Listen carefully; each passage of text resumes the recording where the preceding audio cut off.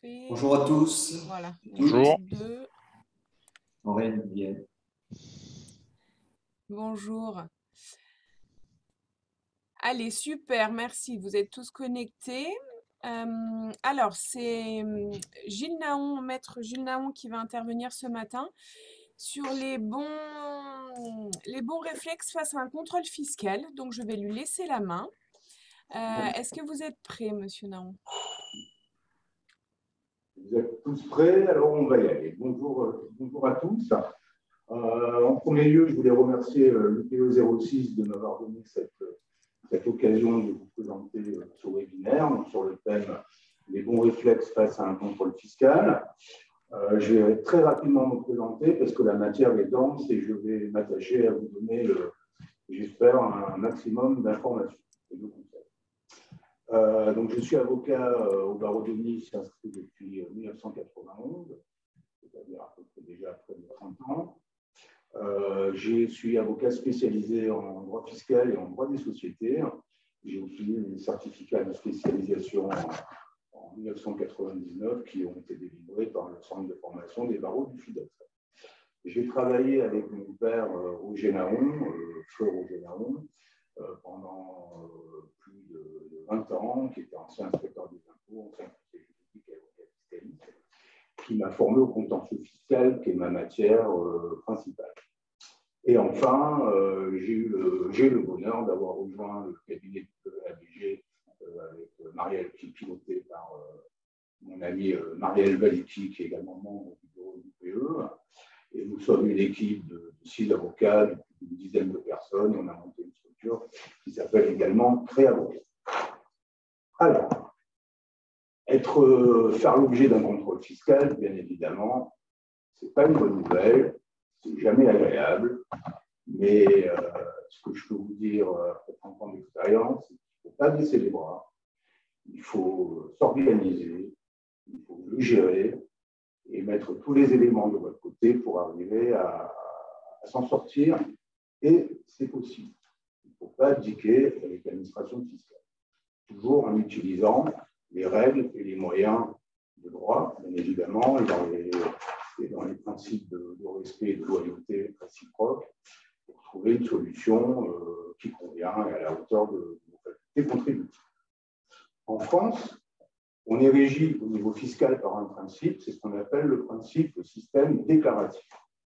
C'est-à-dire que le contribuable déclare et l'administration, c'est normal, dispose d'un droit de contrôle.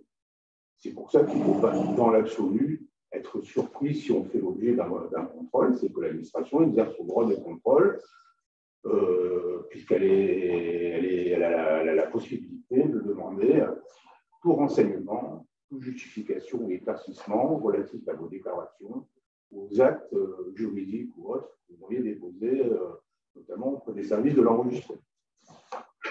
Alors, quelques conseils généraux. Tout d'abord, un inspecteur des impôts, il fait son travail. Donc, il faut le considérer, il faut le respecter, bien évidemment, et donc lui donner des conditions agréables pour qu'il exerce son travail quand il vient faire une vérification sur place, par exemple, dans les locaux de l'entreprise. Il faut éviter, bien sûr, d'être familier, de parler de votre vie privée à l'occasion d'échanges à la machine à café ou autre, car certains clients qui sont venus me voir après avoir fait l'objet d'une vérification ont été extrêmement surpris et même choqués de voir que des éléments personnels, certaines confidences qu'ils avaient pu faire à l'inspecteur en bonne foi, eh bien, avaient été utilisés pour motiver les remerciements. Donc, même si on peut être courtois, évitez d'évoquer des éléments personnels. Cantonnez-vous au strict contrôle, restez dans un cadre professionnel. Vous aurez largement le temps, si nécessaire, de faire état le moment venu d'éléments personnels à l'origine des manquements présumés fautifs. Toujours correspondre avec l'administration en lettres recommandées avec accusé réception. Les mails, les fax, en soi, n'ont pas une valeur juridique. Donc, pour être tranquille, toujours une lettre recommandée avec accusé réception, ça n'empêche pas d'envoyer un mail, mais confirmé par une LRR et conservez bien les justificatifs d'envoi et d'accusé-réception. Ça pourrait être utile pour la procédure. Jamais de mise en cause également personnelle de l'inspecteur. Dans les courriers que vous échangez avec l'administration fiscale, employez le terme générique « l'administration ». Je conteste les éléments retenus par l'administration. Je ne suis pas d'accord avec la méthodologie appliquée par l'administration, avec les moyens retenus par l'administration. Jamais employer le nom personnel de l'inspecteur ou du contrôleur vérificateur. Ça ne sert à rien, ça personnalise le dossier et ça peut entraîner des vexations qui sont, à mon sens, hors sujet. Il faut prévenir un contrôle, s'attendre à en avoir un, ou encore mieux, s'en sortir. Donc, pensez à conserver vos annonces de location, les annonces de vente que vous allez publier dans les réseaux, sur des journaux, les mandats de vente à des agences, faites des photos quand vous faites des travaux dans un appartement, avant et après. Souvent, les personnes n'y pensent pas. Et plus tard, vous démontrez l'état de vétusté, par exemple, d'un appartement à l'occasion d'une évaluation. Ça pourra nous être très utile. Un point également qui, malheureusement, des fois fait défaut dans les dossiers qui arrivent à notre cabinet, c'est les contribuables qui ont changé d'adresse. Donc là, bien évidemment, il faut faire un changement d'adresse à la poste, mais aussi et surtout, garder le récépissé de votre changement d'adresse. Pourquoi? Parce qu'il peut arriver que des erreurs soient commises, soit par les services postaux, soit par l'administration qui vous adresse un courrier à votre ancienne adresse. Si on est en mesure de prouver qu'on a fait le nécessaire pour être valablement destinataire des courriers, eh bien, à ce moment-là, l'acte qui a été notifié à une mauvaise adresse est irrégulier et la conséquence, c'est un vice de procédure, l'irrégularité de la procédure et la décharge des impositions qui vont avec. Et j'ai souvenir de 1 ou 2 ou 3 dossiers. Grâce à cette pièce, on a pu obtenir une décharge. Pareil, souvent, et c'est souvent les personnes de bonne foi qui croient qu'ils n'ont rien à se reprocher, qui se précipitent auprès de l'administration pour répondre. Sachez que la matière fiscale est une matière subjective et on peut, en toute bonne foi, de part et d'autre, avoir une analyse différente. Donc, ne jamais se précipiter. Si un inspecteur, à l'occasion d'une vérification, vous demande à boule sur poil de signer un document, faites en sorte de vous ménager un délai de réflexion. Ne jamais donner une information, une réponse instantanée dans la précipitation. Essayez de vous ménager du temps de réflexion après avoir consulté vos conseils pour donner la réponse adéquate. J'ai par exemple, on a eu un exemple au cabinet d'un cas, ça fait une vingtaine d'années, c'était un boulanger-pâtissier à Golfe-Juan. Le gars, il était dans son laboratoire de fabrication depuis 3 heures du matin. Il faisait son boulot, je dirais, en conscience, il n'avait pas la mesure de ce que pouvait représenter un contrôle fiscal. L'inspecteur arrive le matin à 9 heures, ils boivent le café, ils commencent à discuter de choses et d'autres, et puis au bout d'un moment, l'inspecteur lui dit « Mais dites-moi, là, dans votre activité, quelle est la répartition de farine entre l'activité de boulangerie et de pâtisserie ?» Il me répond immédiatement, sans la présence d'aucun conseil, « Ouais, c'est 40-60 ». L'inspecteur lui demande de signer ce papier, ce qu'il fait immédiatement bien volontiers. Sachez que cette répartition, qui était complètement erronée, a servi de base à une reconstitution forfaitaire de son chiffre d'affaires de boulangerie-pâtisserie. Et les montants étaient particulièrement importants et on a eu du mal à obtenir gain de cause sur ce terrain-là, puisque le contribuable avait déclaré et signé. Donc, toujours, et j'insiste, se ménager un délai de réflexion.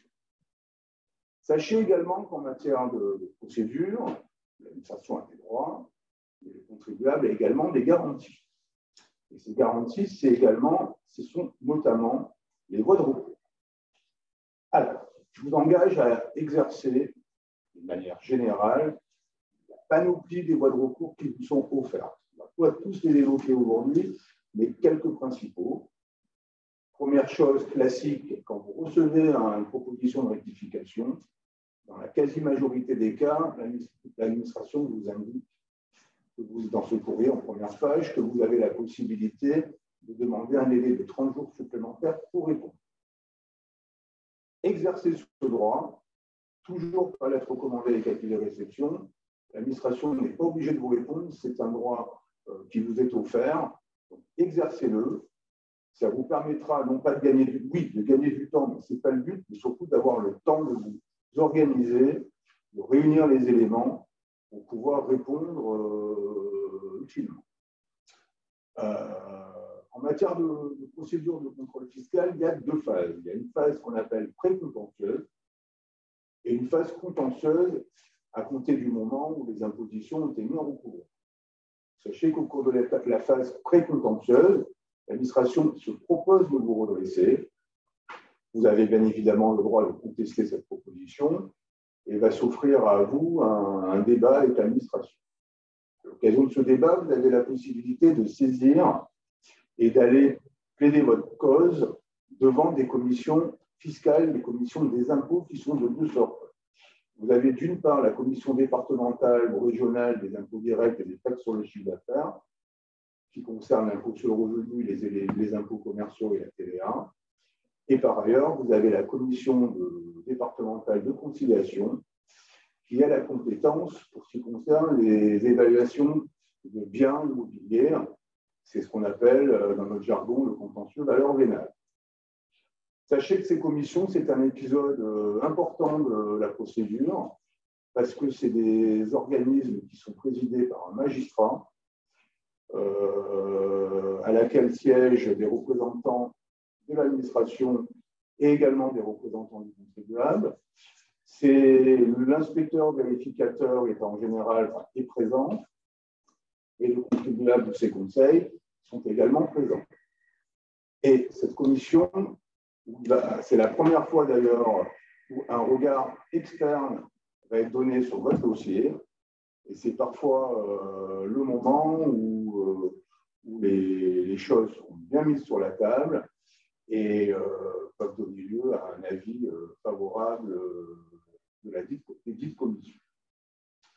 Vous avez également, toujours avant la mise en recouvrement, la possibilité offerte par la charte des contribuables héritiers d'exercer des recours hiérarchiques.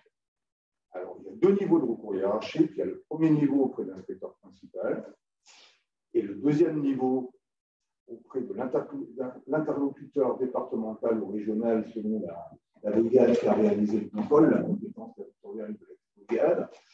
Et ça se passe dans un bureau, ou maintenant de plus en plus d'ailleurs en visioconférence. Et là aussi, c'est la possibilité d'avoir un nouveau débat avec un nouvel interlocuteur qui a des pouvoirs, qui a parfois les pouvoirs de vous donner raison, au moins de trancher le litige. Et il ne faut surtout pas négliger ces recours, même s'ils s'avèrent infructueux ou décevants.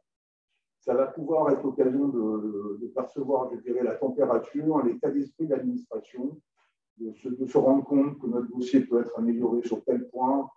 Et si on amenait tel document, ben peut-être que ça emporterait l'accord des impôts.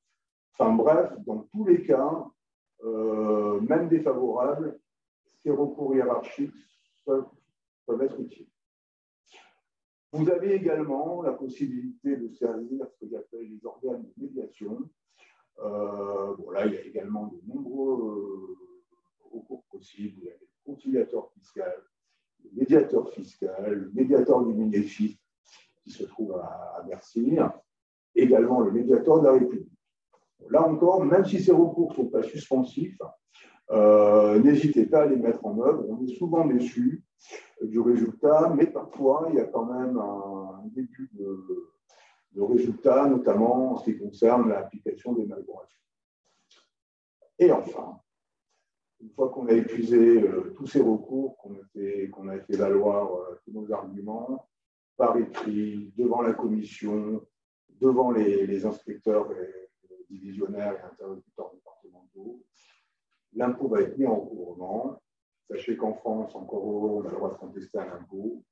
Et il faut le payer, donner une garantie si nécessaire. Si on ne peut pas, si on décide de demander le sursis de paiement.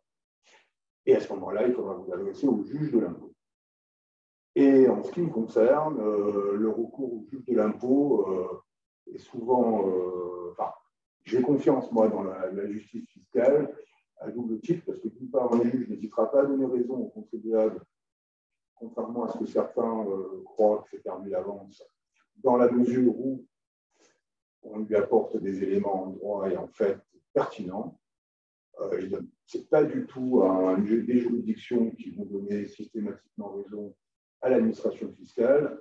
Il suffit de prendre une revue de jurisprudence fiscale et vous pourrez constater les nombreux arrêts qui déboutent l'administration et qui ordonnent des décharges.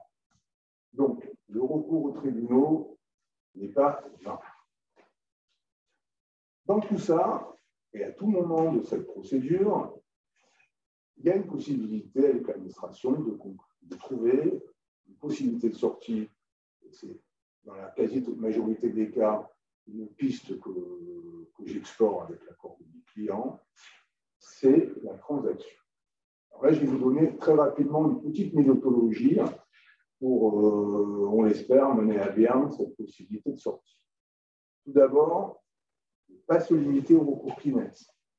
Il ne s'agit pas d'aller voir l'inspecteur principal, son chef, en lui disant « j'ai des problèmes personnels, des problèmes de santé, des problèmes de trésorerie. Si vous maintenez votre position, je vais être obligé de vous licencier. L'entreprise, on va ouvrir une procédure collective, c'est la fin. » C'est des arguments qu'il faudra bien évidemment mettre dans la balance, mais pas en amont. Sachez que l'administration pourra arriver à une transaction si on lui donne une méthodologie, des outils qui vont permettre de trouver un accord. Et ces outils sont de plus en plus indispensables à l'obtention de cet accord parce que maintenant, j'ai pu constater qu'une hiérarchisation extrêmement rigide des services fiscaux et en cas de transaction, l'agent des impôts qui l'aura signé devra, le cas échéant, en justifier auprès de ses supérieurs et ça va compter notamment sur sa carrière professionnelle. Donc, si on lui donne des outils pertinents, si on arrive à créer un doute au regard de moyens de droit, de moyens factuels probants, on va ouvrir la porte à un accord interne. C'est à ce moment-là, une fois que ce principe a pu être retenu, qu'on va aborder la question de la négociation des pénalités et des remises des pénalités. Et enfin, il faudra négocier des délais de paiement et les garanties qu'on vous demandera éventuellement, mais malheureusement de plus en plus, à donner au service de recouvrement pour sécuriser l'échéance. Sachez qu'une transaction, c'est un acte tripartite entre le contribuable, l'inspecteur du service d'assiette qui arrête l'impôt, et en général, les services du recouvrement, c'est en général le pôle de recouvrement spécialisé à CADI, qui va arrêter les délais de paiement et les garanties. À ce stade, et d'une manière générale, dans tous les échéanciers qu'on est amené à négocier, je vous invite à faire en sorte que soit expressément prévu que si l'échéancier est respecté, aucun intérêt de retard complémentaire ne sera appliqué. Car de plus en plus, si rien n'est prévu, on se rend compte que 24 mois plus tard, eh bien, la note initiale est majorée et évidemment, la pilule passe mal. Alors, avant, d'ailleurs, souvent les services du recouvrement vous disent, mais écoutez, si vous respectez votre échéancier, aucun intérêt sera prévu. La problématique, c'est que souvent, il peut arriver que la personne n'est plus en poste, et que le successeur, qui n'a aucune note dans le dossier, ne prend pas pour argent comptant ce que vous lui avez dit.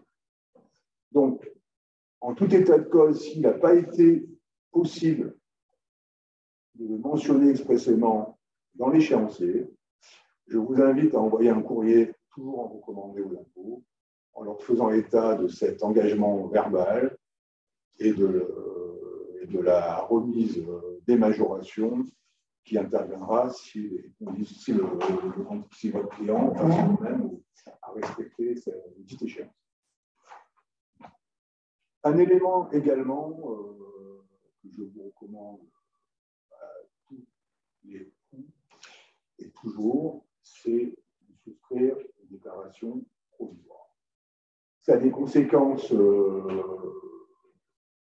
importantes sur la procédure éventuellement de redressement qui sera appliquée et également sur les majorations et le côté systématique qu'elles peuvent avoir, sans parler d'un comportement éventuellement répréhensible, si vous n'avez pas souscrit aux déclarations et rempli vos obligations déclaratives dans les délais impartis.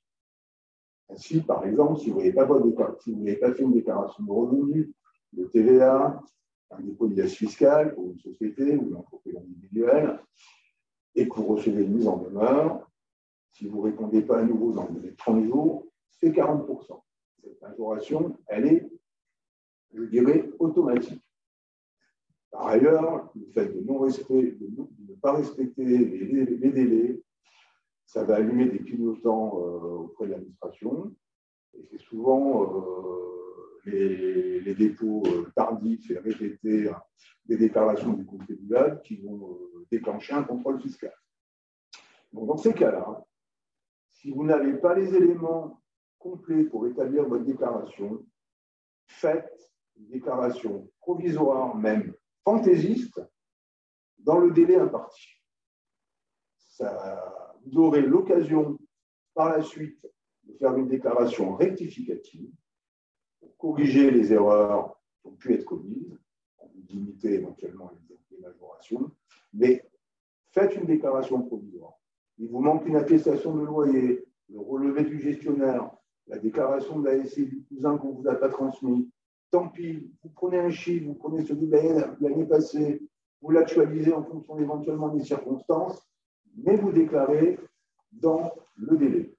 Vous éviterez des procédures de taxation d'office, des inversements de charges de la preuve qui sont difficiles à combattre et des majorations. Alors, il y a également dans les contrôles fiscaux une situation qui se présente, à savoir la désignation des bénéficiaires. Et dans ce cas-là, dans la quasi-totalité des cas, je vous conseille de ne pas désigner de bénéficiaires. Je vais vous expliquer un petit peu la mécanique rapidement. On a une société qui fait l'objet d'un contrôle. Et donc, ce contrôle, l'administration fiscale met en évidence des recettes omises, du chiffre d'affaires éludé. Donc, ce chiffre d'affaires doit bien aller quelque part. L'administration va demander à la société de désigner le bénéficiaire, moi j'appelle plutôt le réputé bénéficiaire, qui se serait attribué ces recettes omises. Deux cas de figure. La société répond et désigne le bénéficiaire, en général le dirigeant, et à ce moment-là, ce dirigeant va se retrouver taxé à l'impôt sur le revenu, avec une majoration de 125%, et aux prélèvements sociaux, donc, qui sont quand même à 17,7%, et l'addition peut être extrêmement lourde. Un exemple, vous avez 200 000 € de recettes qui ont été omises sur un restaurant, et des fois les chiffres sont bien plus importants. Imaginez ce que ça peut faire, 200 000 € d'imposition à l'impôt sur le revenu en base. On est presque avec les pénalités et la taxation à 25, à quasiment 100 000 €, enfin quasiment 100% d'impôt, pas de somme à payer. C'est parfois inextricable. Donc, et c'est une dette personnelle au dirigeant. Donc, il va se la coltiner, pardonnez-moi l'expression, sur ses biens personnels. C'est l'objet de poursuite sur ses biens immobiliers, sur ses avoirs, sur ses placements. Dans ce cas-là, En général, moi, je dis avec l'accord de mon client, on désigne une personne. Et l'option 2, c'est que la société va se voir alors infliger une amende de 100%, ce qui est tout autant douloureux. Mais c'est une dette qui sera à la charge de la société.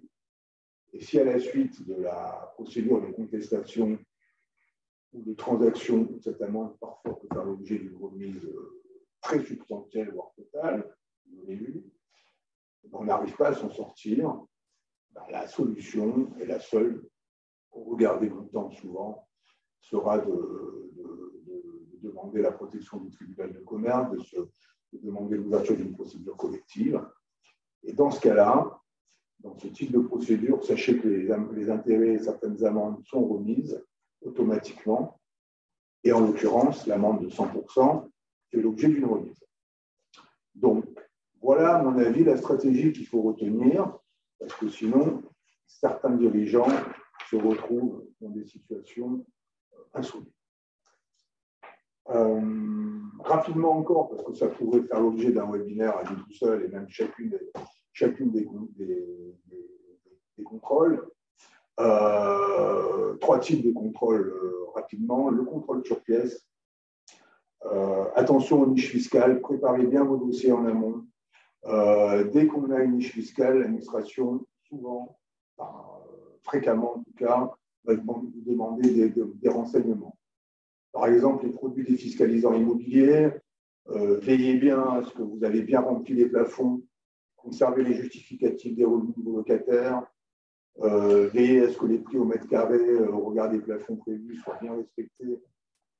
Par exemple, la date d'achèvement, assurez-vous que le promoteur vous a donné tous les documents qui valident précisément la date d'achèvement du bien que vous avez acheté en VFA, puisque vous avez un délai d'1 an pour le mettre en location.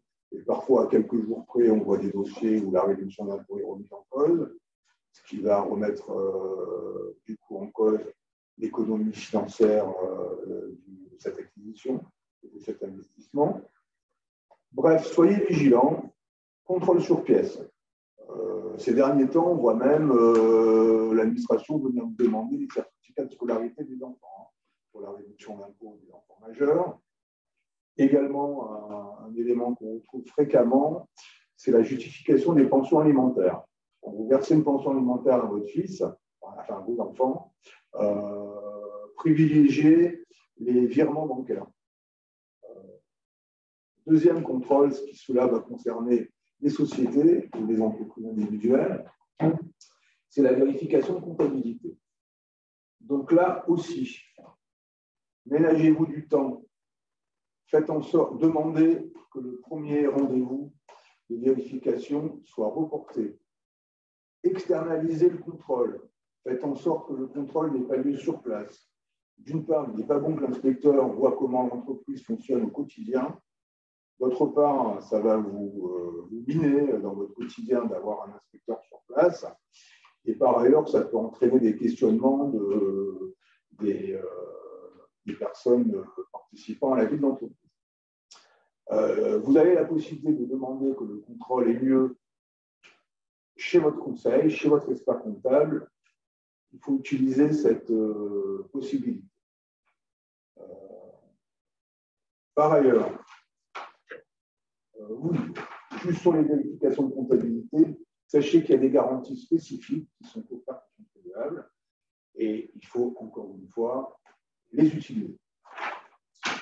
Un autre contrôle, qui est celui-là, un contrôle personnel qui pour moi est l'un des plus douloureux, en particulier pour les contribuables de bonne foi et peu précautionneux, c'est l'ESFP, c'est l'examen de la situation fiscale personnelle d'une personne physique. Il va s'agir de contrôler la cohérence entre les revenus déclarés par une personne physique et sa situation patrimoniale, sa situation de trésorerie et les éléments de train de vie des membres du foyer fiscal. C'est en fait souvent horrible. On va vous demander de justifier sur 3 ans en arrière de tous les crédits bancaires sur vos comptes personnels. Certains contribuables ont quand même plusieurs comptes, des PEA, des PEL, des livrets, etc. Et tous les crédits bancaires constatés sur ces comptes doivent être justifiés. Et même des sommes, des fois, dérisoires de l'ordre de 20, 30, 50 euros. Donc, notamment, un élément souvent qui fait mal, c'est les prêts amicaux ou familiaux. Un ami, vous allez prêter de l'argent à un ami, dans une relation amicale, vous prêtez 2 000 euros, 5 000 euros plus. En bonne intelligence entre amis, on est en relation de confiance, on ne va pas faire de papier, on ne va pas faire de documents. Eh bien, sachez que dans ce cas-là, si vous n'avez pas un contrat de prêt enregistré au service des impôts moyennant le coût de 125 euros, qui lui donne date certaine, vous allez être systématiquement redressé, quasiment systématiquement, dans la catégorie des revenus d'origine indéterminée. Donc, c'est une taxation à taux plein de la somme non justifiée, avec une majoration de 25%, les prélèvements sociaux et les pénalités. Alors qu'en tout état de cause, c'est une opération non imposable. Pareil, pour justifier de vente, vous vendez des objets, vous vendez un meuble, une voiture, un vélo, gardez tous les justificatifs, la copie de chèque. Ça vous permettra de justifier du crédit bancaire et de ne pas être taxé sur, au demeurant, une somme qui, en théorie et en réalité, n'est pas imposable. Donc là, c'est extrêmement douloureux. Dans ce type de contrôle également, sachez que l'administration est amenée à établir ce qu'on appelle une balance des espèces, c'est-à-dire qu'elle va comparer vos dépenses de train de vie, soit qu'elle a pu identifier au regard de factures payées en espèces, soit les dépenses courantes, la baguette de pain, le paquet de tabac, le restaurant, les frais vestimentaires, etc. Et elle va comparer ses dépenses au retrait d'espèces. Et si la balance est négative, elle va vous taxer sur la différence. Et là encore, souvent, c'est pas nécessairement, pas dans tous les cas bien évidemment, mais parfois c'est pas nécessairement des incohérences qui justifient une imposition. Donc là aussi, c'est pas pratique. Pensez à l'occasion à faire des retraits en carte bancaire, en espèces sur vos comptes bancaires, qui vous permettra d'avoir un solde bancaire, de crédit en espèces suffisant pour justifier vos dépenses de la vie courante. Le droit de communication.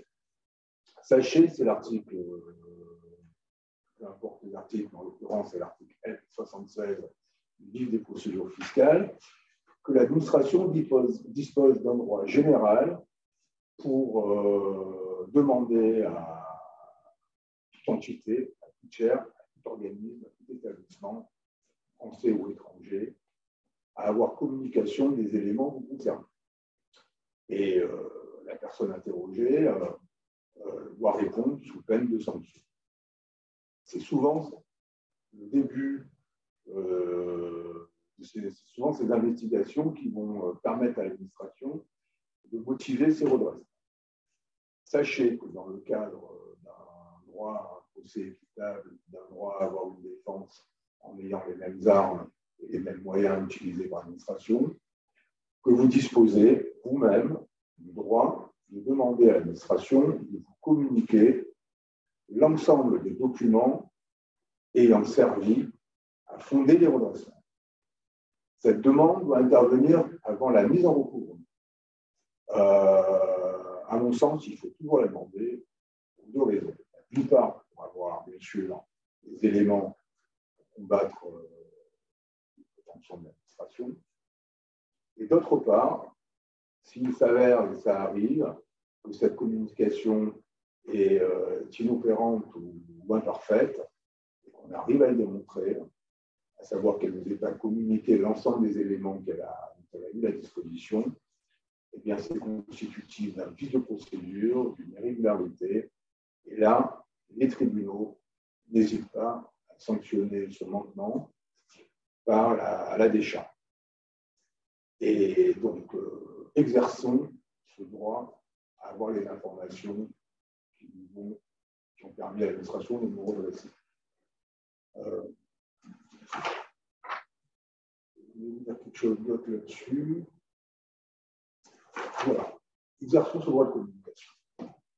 Alors, également, ce n'est pas acté ni dans la Constitution, ni dans le Code général des impôts, mais sachez que parfois, le silence du contribuable peut être une posture à retenir. Après tout, l'administration a des moyens pour exercer son contrôle, à elle de faire son boulot. On répondra à ces questions, on verra comment répondre, et parfois, le contribuable a le droit, ou a-t-il le droit, de garder le silence. Sachez qu'un arrêt récent de la Cour de justice de l'Union européenne, le 2 février 2021, a été rendu. Et qu'est-ce qu'il nous dit? La CJUE juge, par un arrêt de grande chambre, solennel, qui a une force juridique encore plus conséquente, que la Charte des droits fondamentaux confère aux personnes physiques le droit de garder le silence lors des procédures administratives, c'est ça qui est nouveau. Donc, garder le silence lors des procédures administratives pouvant mener à une sanction. En France, jusqu'à présent, le droit au silence n'était reconnu qu'en matière de procédure pénale. Je dirais cet arrêt va nous ouvrir une brèche, ouvre une porte qui va permettre à un contribuable, dans le cadre d'une procédure administrative, et la procédure de redressement fiscal est une procédure administrative, il aura, dans certaines conditions, le droit de garder le silence. Tout ça est nouveau. Ce sera bien évidemment dans les années à venir, à voir comment les tribunaux vont interpréter cet arrêt de droit européen, qui au demeurant est une norme supranationale, donc qui prime sur le droit français. Alors, parfois, certains contribuables, et ce n'est pas une démarche insensée, veulent qu'on écoute. Alors, je ne vais pas rentrer dans le détail ici parce que les procédures sont spécifiques. On pourrait les évoquer précisément, mais le temps nous y autorise, nous ne l'autorise pas. L'idée, c'est quoi? C'est qu'on va voir l'administration, on va lui dire voilà, je veux être contrôlé, voilà mon dossier, faites votre boulot et donnez-moi les conséquences que cela peut entraîner. L'intérêt, c'est quoi? L'intérêt, c'est de purger une situation. On va avoir une sorte d'audit fiscal réalisé par l'administration qui va lui être opposable. C'est risqué. Il faut bien sous-peser les tenants et les aboutissants et les conséquences. Mais ça peut être utile. Et ça peut être notamment utile lorsqu'on va être amené à transmettre une entreprise et à donner à son acquéreur une garantie de passif fiscal. Et dans ce cas-là, la garantie fiscale, la garantie de passif fiscal est de fait purgée. Il n'y a plus de risque, puisque l'administration n'aura plus la possibilité de revenir sur la vérification qui aura été réalisée à la demande du contribuable et dont il aura assumé les conséquences éventuelles. Vous avez également, ça c'est plus connu, c'est la procédure de rescrit fiscal, où là, sur un point précis, de TVA par exemple, une charge déductible, vous allez interroger l'administration en lui donnant tous les éléments pour qu'elle prenne position. Là aussi, tout ça, c'est très risqué, parce que si la réponse est négative, eh bien, on va être dans une situation délicate, puisque si on maintient notre position, contrairement à l'avis de l'administration, eh bien, la sanction risque d'être douloureuse. Un autre élément qu'on retrouve fréquemment dans les vérifications de comptabilité, c'est la problématique du passif injustifié. Dans la mesure où les éléments du passif figurant au bilan ne sont pas justifiés, l'administration, au regard d'un mécanisme qui s'appelle la variation d'actifs nets, précisément l'article 38.2 du Code général des impôts, va taxer la société sur ce passif injustifié. Très souvent, c'est le concurrent d'associé qui est au passif, qui est une dette de la société vis-à-vis de son associé, qui va être remise en cause par l'administration. Elle va prendre le relevé depuis l'origine des mouvements qui ont été constatés sur ce concurrent.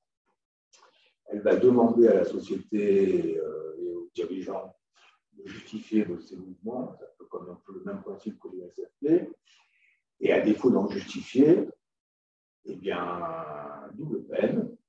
D'une part, la société va être redressée à l'IS sur ce montant, sur ce passif, et par ailleurs, le dirigeant, à titre personnel, va faire l'objet d'un redressement fiscal à concurrence du montant de ce concurrent d'associé non justifié. Donc, conserver, là aussi, la copie des chèques. Vous allez au restaurant, vous payez un restaurant avec une carte bleue privée parce que vous avez oublié la carte bleue de la société. Conserver le relevé, le justificatif, pour pouvoir prouver, dans le présent, que vous êtes bien le débiteur, preuve à l'appui de cette dépense.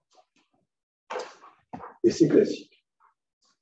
Voilà, ça, j'en ai un peu terminé, je dirais, sur les conseils généraux de ce que j'ai pu constater sur les contrôles fiscaux. Et je voulais également vous parler des nouveaux outils de l'administration fiscale. Pardonnez-moi cet anglicisme qui s'appelle le data mining. Qu'est-ce que c'est le data mining? C'est une numérisation des contrôles fiscaux qui permet de trouver des corrélations, des patterns entre de nombreuses bases de données. Il repose sur des algorithmes complexes et sophistiqués permettant de segmenter les données et d'évaluer des probabilités futures. C'est un système, c'est des mécaniques qui permettent à l'administration fiscale et aux douanes d'investiguer et d'exploiter des données recueillies sur les réseaux sociaux, sur les plateformes en ligne de vente ou d'échange de biens et services, donc tout ce qui est Facebook, réseaux sociaux, le Bon Coin, toutes les plateformes de vente, en regroupant les données, et l'administration va peut-être identifier une activité à but lucratif et venir tasser l'intéressé aux impôts commerciaux, à la TVA, à la CFE, etc. Ça permet donc, là j'ai été surpris des chiffres.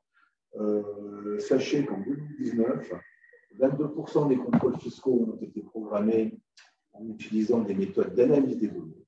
C'est près de 100 000 dossiers qui ont fait l'objet d'un contrôle avec pour origine cette exploitation du data mining.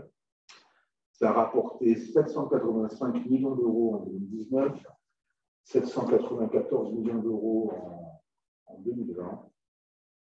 On est passé à la part des contrôles ciblés par l'intelligence artificielle et le data mining est passé de près de 22% à un tiers, à 33%.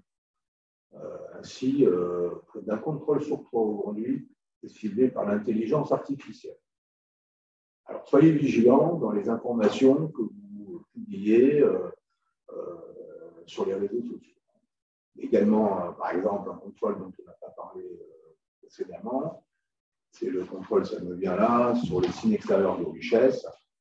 Si on vous voit dans des villas luxueuses, dans des restaurants, en voyage, alors que vos revenus immédiatement imposables, et c'est des faits du coup parfois traités, eh bien, vous pouvez faire l'objet d'une taxation en fonction d'éléments évalués forfaitairement de votre patrimoine, votre voiture, votre bien loué, etc. Et ça peut là aussi être très lourd. Sachez aussi, et avec un peu d'ironie, on est chanceux, si je puis me permettre, Un partenariat a été passé entre le fisc et une société américaine de conseil informatique, Accenture, et les Alpes-Maritimes ont été choisis à titre expérimental, entre autres d'autres départements. Il va s'agir, grâce à ce logiciel, de repérer les anomalies fiscales en croisant les déclarations des contribuables, les vues aériennes et les plans de cadastre. Ce qui veut dire que le contribuable qui a omis de faire une déclaration, en l'occurrence H1, de sa piscine, de son extension, de son abri de jardin, eh bien, il est à craindre que par la mise en œuvre de ce logiciel, ces informations soient reprises par l'administration pour déterminer les valeurs locatives cadastrales de vos biens immobiliers et à augmenter, par être redressé sur 3 ans en arrière, sur les impôts locaux, taxes d'habitation et taxes foncières.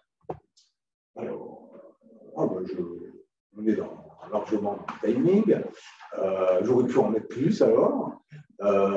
Écoutez, je voulais déjà vous remercier de votre présence. Donc, on a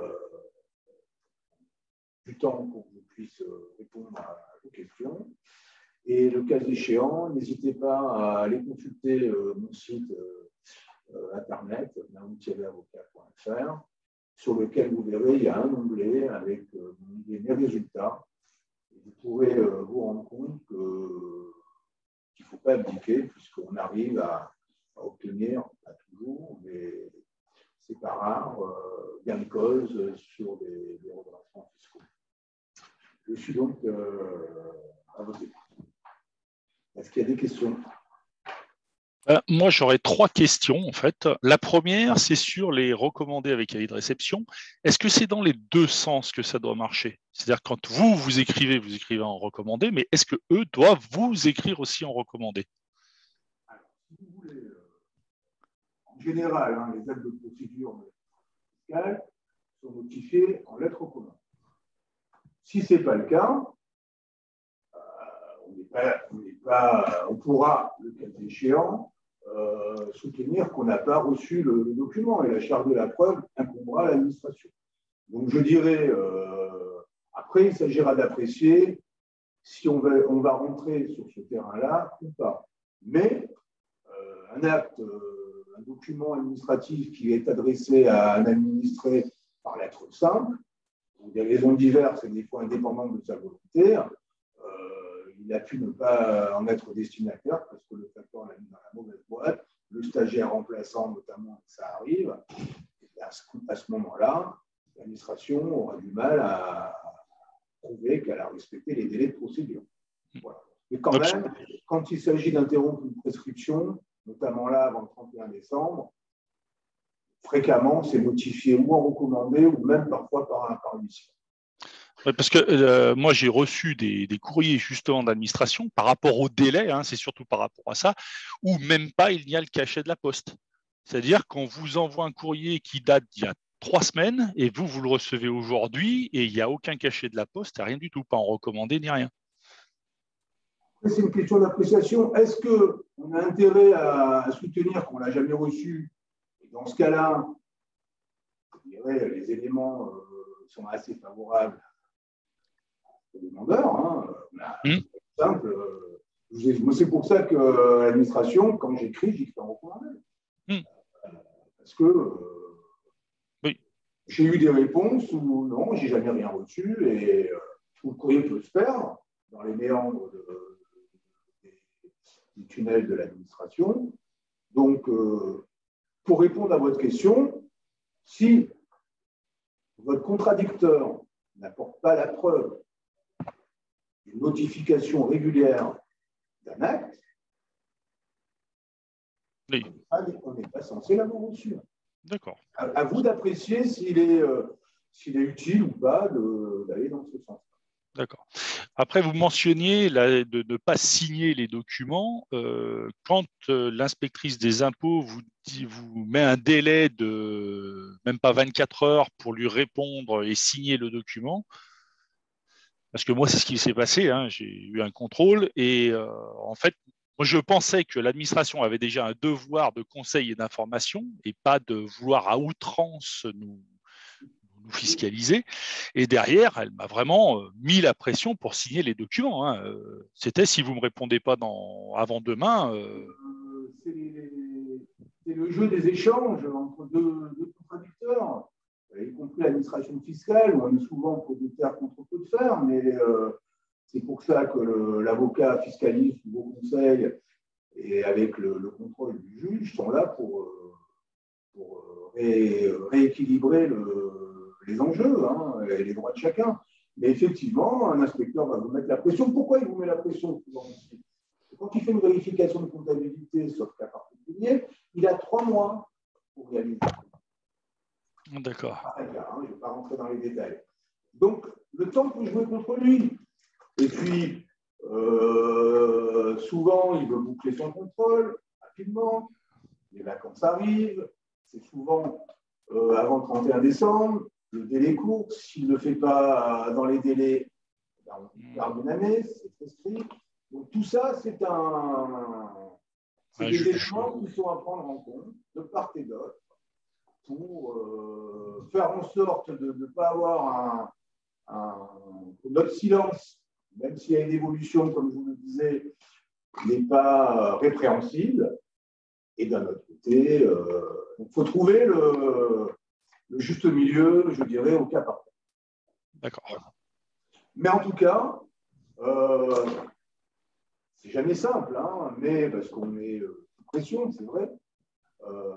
Donc il faut en sortir, comme je vous le disais, externaliser le contrôle et faire en sorte de se ménager un délai. Après tout, on vous questionne sur un élément précis de votre fonctionnement. Vous avez le droit de répondre, écoutez, là vous me prenez à dépourvu, il faut que je vérifie, je vous réponds.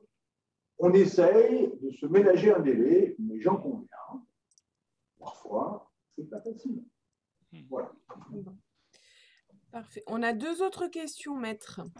Ouais. De Charlène, à quel moment pensez-vous qu'il faut saisir la commission?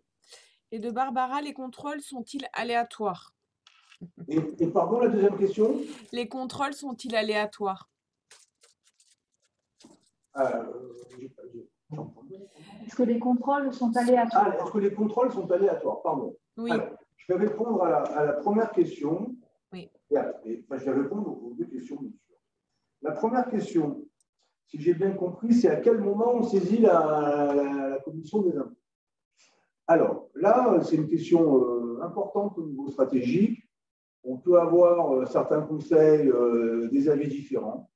La saisine de la commission, déjà, il faut voir à quel stade elle intervient.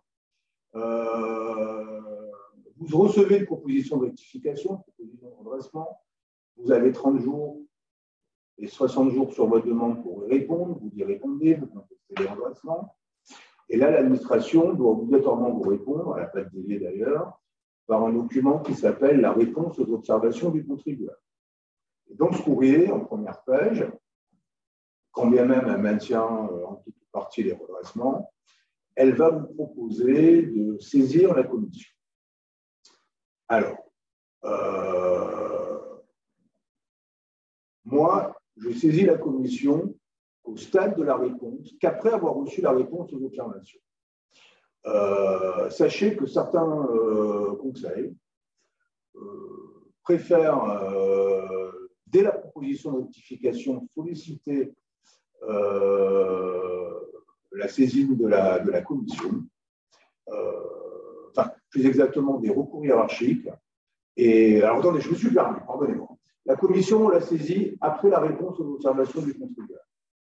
En revanche, l'exercice des recours hiérarchiques, c'est là où je voulais en venir, doit s'exercer enfin, c'est souvent moi la stratégie que je retiens, j'exerce les recours hiérarchiques postérieurement après que l'avis de la commission ait été rendu, et non pas au moment où j'ai reçu le premier document notifiant les redressements. J'espère que ce n'est pas être clair. Je reçois la proposition de redressement, je réponds dans le délai imparti, l'administration me donne ses observations, je saisis la commission, Et à ce moment-là, va s'écouler un temps souvent assez long, de plusieurs mois, où la commission va émettre un avis. Et une fois que cet avis a été rendu, donc souvent plus d'une année après le déclenchement du contrôle, c'est à ce moment-là que j'envisage en général d'exercer les recours hiérarchiques. Pourquoi? Parce qu'il y aura un délai assez long qui aura couru entre le début des opérations et le moment où je vais rencontrer ce nouvel interlocuteur. Donc, le dossier il aura un petit peu dormi, il se sera un petit peu dégraissé, on l'aura tous oublié, l'inspecteur, le contribuable et votre conseil. Et le temps va peut-être jouer pour qu'on ait une approche différente du dossier, d'une part, l'administration en l'occurrence.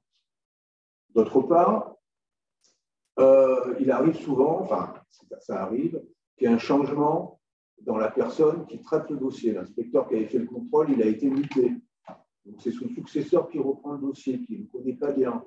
Il sera moins peut-être pointilleux sur tel ou tel point. C'est important de donner du temps au dossier pour qu'il transpire un petit peu. Et puis également, ça j'ai omis de vous le dire, mais je ne peux pas tout dire aujourd'hui, le temps n'est pas suffisant, sachez qu'en matière de procédure de redressement et de contrôle fiscal, le contribuable a la possibilité, jusque devant la cour administrative d'appel, jusque devant la cour d'appel, de produire des éléments nouveaux, c'est-à-dire dans un délai souvent qui a couru de plus de 4 à 5 à 6 ans à compter du début du contrôle. C'est pour ça que si vous ne trouvez pas un document, une facture, si entre-temps la jurisprudence a évolué, est venue contredire une position, une doctrine, le DOI, sachez que vous pourrez soulever ces arguments bien après la première réponse que vous aurez faite à l'administration fiscale. Donc, pour répondre, je saisis la commission après la réponse aux observations du contribuable, toujours dans le délai de 30 jours, et j'exerce ou pas, c'est à voir, et j'exerce mes recours hiérarchiques après l'avis de la commission. La deuxième question, c'était les contrôles aléatoires. Alors oui, d'une part, il y a des éléments déclenchants, comme je vous disais tout à l'heure, notamment les dépôts tardifs répétés. Et puis, il y a des vagues. Il y a des vagues de contrôle. Ils vont décider de contrôler les garagistes, ils vont décider de contrôler toutes les provisions pour dépréciation d'éléments d'actifs qu'on peut relever dans les bilans. Oui, le caractère aléatoire des contrôles est évidemment au rendez-vous. Ce n'est pas nécessairement un comportement frauduleux ou un clignotant qui déclenche un contrôle fiscal, mais c'est quand même souvent le cas. Voilà. Est-ce que vous avez d'autres questions? Non. Oui, désolé. Si je retire des espèces dans la société pour justifier mon train de vie, c'est valable si je le note à chaque fois que je prends des espèces? Alors que vous preniez des espèces, ah oui, dans la mesure où, oui, c'est valable, mais encore une fois, il faut qu'il y ait eu des recettes espèces. Oui. Non, mais j'ai un commerce, c'est pour ça. Oui. Dans un commerce où les règlements en espèces sont régulièrement comptabilisés, et ce n'est pas interdit de payer en espèces, vous pouvez très bien débiter votre compte courant d'associé par des espèces. D'accord. Alors, par contre, ce qu'on retrouve souvent, et ce qui nous est parfois opposé, c'est ce qu'on appelle le caractère fongible des espèces. Les espèces, il n'y a pas une preuve intangible. Donc, c'est vrai que si c'est régulier, que tous les jours vous avez des recettes espèces, évidemment, ça ne pose pas de problème. Ah oui, non, mais c'est pour ça. Ça ne pose pas de problème. Je donne à mon comptable extrait, je marque tout, et comme ça, le comptable, il fait. Voilà, c'est pour le train de vie, quoi. Mais je veux dire, je prends. Dans la mesure où, c'est toujours pareil, il faut justifier l'origine des fonds. Ouais. Si votre activité, votre commerce constate des recettes espèces qui sont régulièrement déclarées, ah oui. Vous pouvez très bien prélever votre concours, même votre rémunération, même un loyer, voilà. Pas nécessairement un bon courant d'associé. Vous pouvez très bien constater un paiement en espèces. Ben oui, parce que moi, je suis gérant et je me paye en espèces de la société. Pourquoi pas? Bon, après, je dirais malheureusement, il y a toujours une suspicion sur des mouvements en espèces, à tort en l'occurrence, mais ça va engendrer un processus de preuve à donner. Ouais. Et encore une fois, cette preuve chez vous, elle est au rendez-vous. Oui. Et ça va susciter des questionnements, je dirais malheureusement. D'accord. Est-ce que quelqu'un d'autre a une question?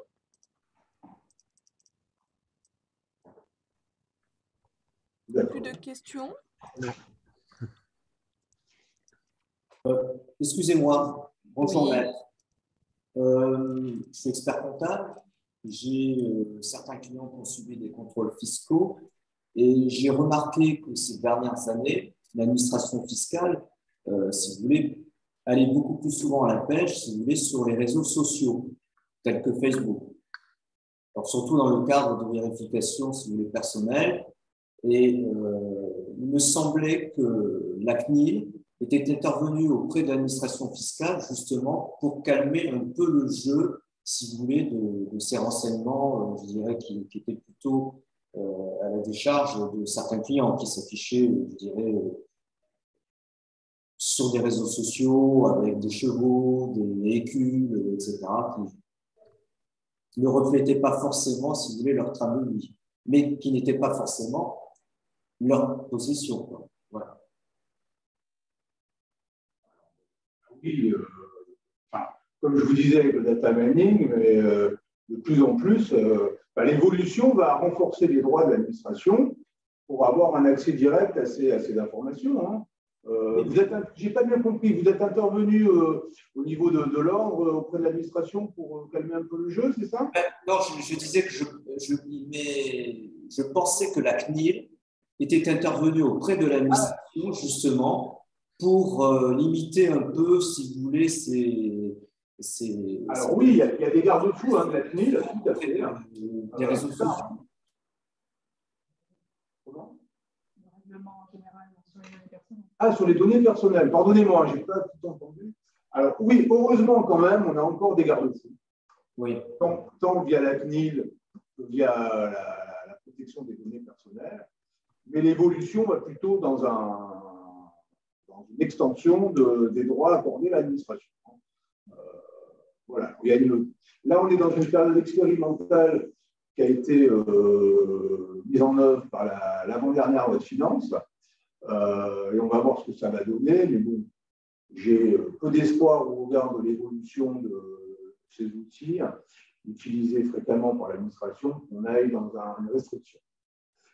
C'est un peu la même problématique qui s'est posée, j'en ai pas parlé là parce que je ne pensais pas avoir suffisamment de temps, sur l'échange de données automatiques entre les pays étrangers, sur les comptes à l'étranger, sur les monnaies, les bitcoins, etc.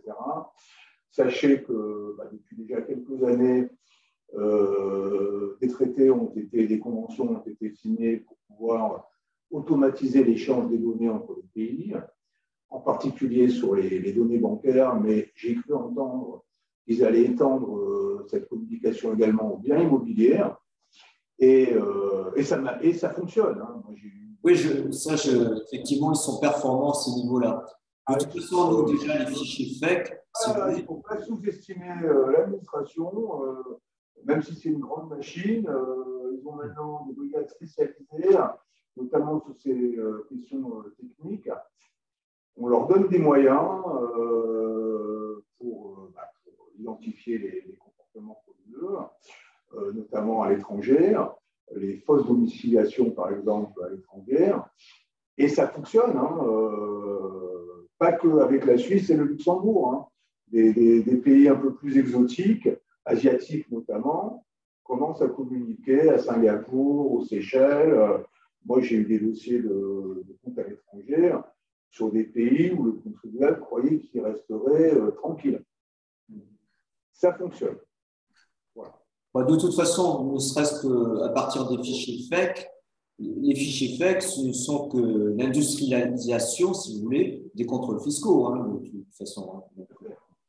Et on rentre. 1 sur 3, j'étais surpris, un contrôle sur 3 a pour origine la conjugaison de ces bases de données. Vous avez dû constater, par exemple, pour ceux qui font du Airbnb, moi je l'ai vu sur les déclarations de revenus de mes clients cette année, peut-être même déjà depuis l'année dernière, mais je crois que depuis cette année, il est indiqué le montant des recettes Airbnb que vous avez perçues. Hein. Tout à fait. Les sites de Abritel et Airbnb communiquent maintenant à les banques les éléments à déclarer aux impôts. Oui, oui, tout à fait. Tout ça, on ne peut plus oublier tout ça. Ouais. Voilà. Donc, et oui, cela, il y a des garde-fous. Identifiés. Respect des données personnelles, des libertés publiques. On le voit dans différents domaines. Hein. De nombreux comment dire, enfin, les droits sont à moins. Les droits des personnes sont de plus en plus. La protection de ces droits est de plus en plus limitée. Et malgré les garde-fous qui quand même existent, l'évolution va plutôt dans un sens à l'augmentation des pouvoirs parfois exorbitants de l'administration. Ouais. Tout à fait. Je vous remercie, Maître.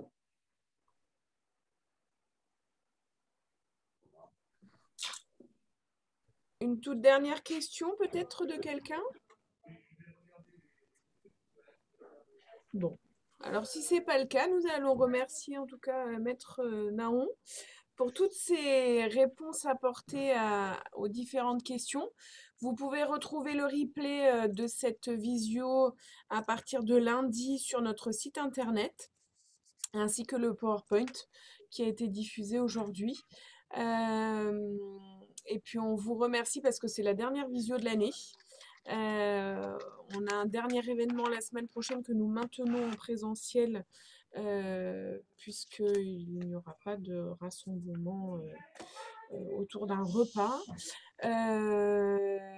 Donc c'est les Speed Business Meetings la semaine prochaine et après on vous retrouvera à la rentrée. Donc on vous tiendra bien entendu informé de toutes les nouvelles directives que nous pourrons recevoir d'ici là. Si pour l'instant nous maintenons tout en présentiel, peut-être que d'ici là nous serons repassés en visio. Mais en tout cas, on vous souhaite de belles fêtes de fin d'année à tous. Merci encore de votre participation et puis à bientôt. Et à bientôt. Merci à tous et de bonnes fêtes de fin d'année. Merci à l'UPE. Merci. Merci de bonnes À fêtes. bientôt. Oui. Au À revoir. bientôt. Bonne fête. Bonne fête. Oui.